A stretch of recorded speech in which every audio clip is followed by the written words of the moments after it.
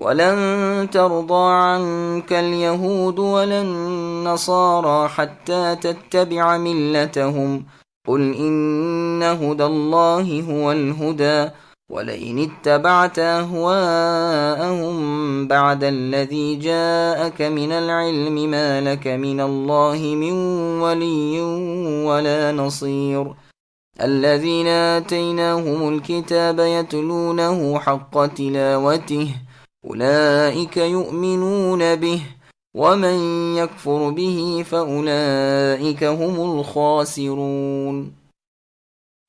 اور آپ سے اے نبی یہ یہود اور نصارہ ہرگز راضی نہیں ہوں گے جب تک کہ آپ ان کے مذہب کے تابع نہ بن جائیں۔ آپ کہہ دیجئے کہ اللہ کی ہدایت ہی ہدایت ہے، اور اگر آپ نے باوجود اپنے پاس علم آ جانے کے پھر ان کی خواہش کی پیروی کی تو اللہ تعالیٰ کے پاس نہ تو آپ کا کوئی ولی ہوگا اور نہ مددگار۔ جنہیں ہم نے کتاب دی ہے اور وہ اسے پڑھنے کے حق کے ساتھ پڑھتے ہیں، وہ اس کتاب پر بھی ایمان رکھتے ہیں، اور جو اس کے ساتھ کفر کرے وہ نقصان والا ہے۔ سامعین اب ان آیتوں کی تفسیر سماعت کیجیے۔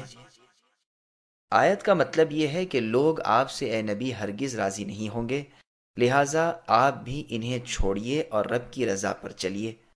انہیں دعوت رسالت پہنچا دیجیے، دین حق وہی ہے جو اللہ نے آپ کو دیا ہے، آپ اس پر قائم رہیے۔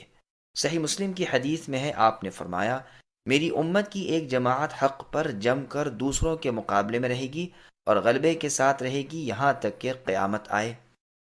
پھر اپنے نبی کو خطاب کر کے اللہ تعالیٰ خبر دے رہے ہیں کہ ہرگز ان یہود و نصارہ کی رضامندی اور ان سے صلح جوئی کے لیے اپنے دین میں سست نہ ہونا، ان کی طرف نہ جھکنا، نہ ان کا کہا ماننا۔ فقہائے کرام نے اس آیت سے استدلال کیا ہے کہ کفر ایک ہی مذہب ہے، خواہ وہ یہودی ہوں، نصرانی ہوں یا کوئی اور ہوں، اس لیے کہ ملت کا لفظ یہاں مفرد ہی رکھا، جیسے اور جگہ ہے لکم دینکم ولی دین، یعنی تمہارے لیے اے کفار و مشرکین تمہارا دین ہے اور میرے لیے میرا دین ہے۔ اس استدلال پر اس مسئلے کی بنا ڈالی ہے کہ مسلمان اور کفار آپس میں وارث نہیں ہو سکتے اور کافر آپس میں ایک دوسروں کے وارث ہو سکتے ہیں، گو وہ دونوں ایک ہی قسم کے کافر ہوں یا دو الگ الگ کفروں کے کافر ہوں۔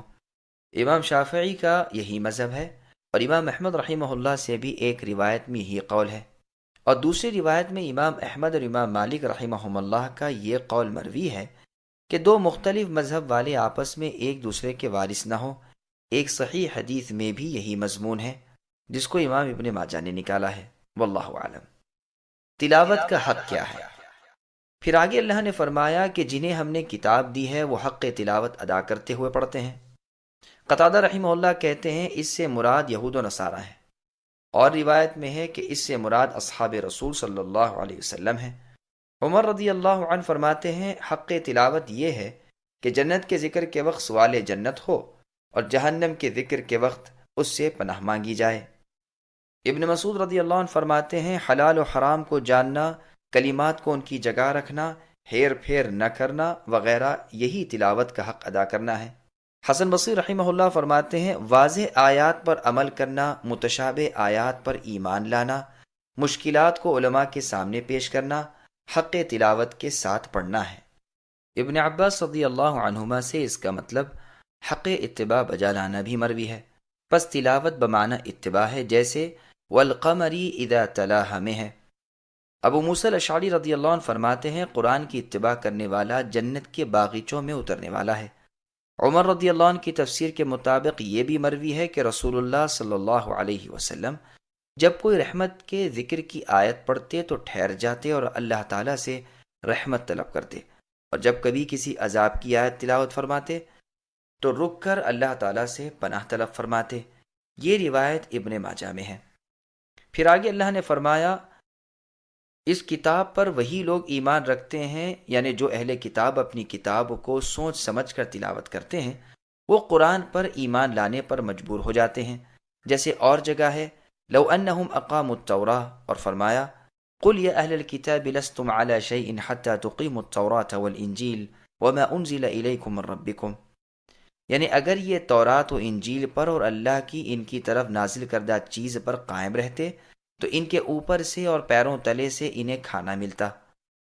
فرمایا اے اہل کتاب، جب تک تم تورات اور انجیل کو اور جو تمہاری طرف تمہارے رب کی طرف سے اترا اس کا قائم نہ کر لو، تب تک تم کسی چیز پر نہیں ہو۔ ان کا قائم کرنا لازم ہے کہ اس میں جو ہے اسے سچا جانو، اور اس میں رسول اللہ کا ذکر، رسول کی صفت، آپ کی تابع داری کا حکم، رسول کی ہم رکابی کی رغبت، سب کچھ موجود ہے۔